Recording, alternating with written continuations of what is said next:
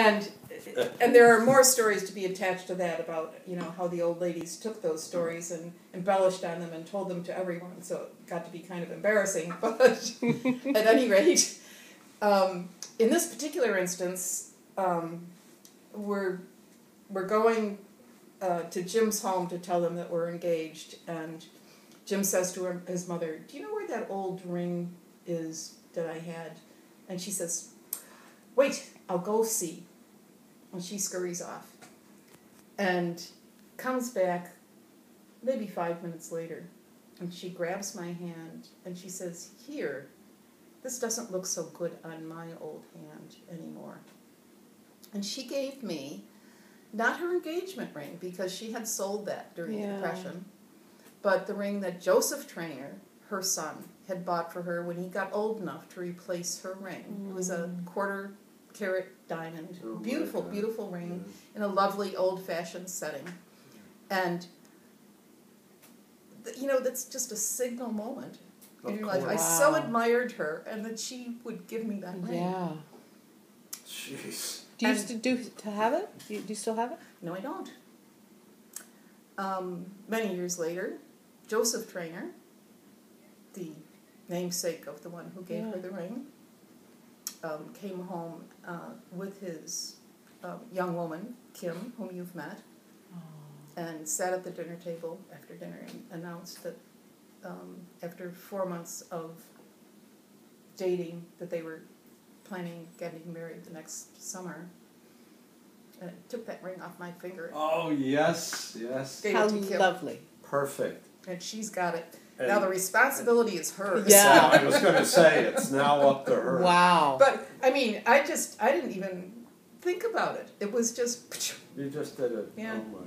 And so did my she. hand was still pretty nice then. Yeah, and so did she. She didn't think about it either, I'm sure. Oh, no. It was the right thing, the right person, the right time.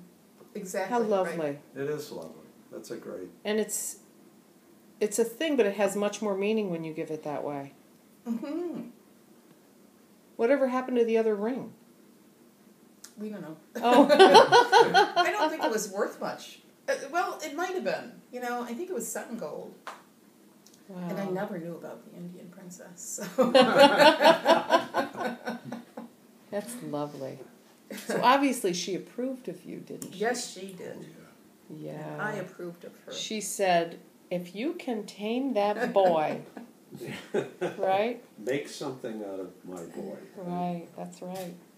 We were sitting the other night, Jim's brother Chuck and his son Tim, and you've seen the contributions from both of them. And Tim's wife Lorraine were here for dinner. Tim and his wife were up from the D.C. area. And Chuck now lives in Rochester, and Tim lives in Maryland. And, they're sitting there kind of reminiscing and talking about what they might write. And Chuck, who is a brilliant guy, but is now not anymore computer capable. He's got Parkinson's, and he can't do that anymore. And so he's dictating stuff to Tim and to his daughter-in-law. And so, they're talking about all the years that Jim was the maverick and well admired by all the young kids in the family, that they just adored following his adventures, no matter how inflated by the old people. And I had to say, he's easier to keep track of now. Aren't we all? Yeah, that's right. That's right. Yeah. I know. That's great. So we need to have we have to transcribe these, huh?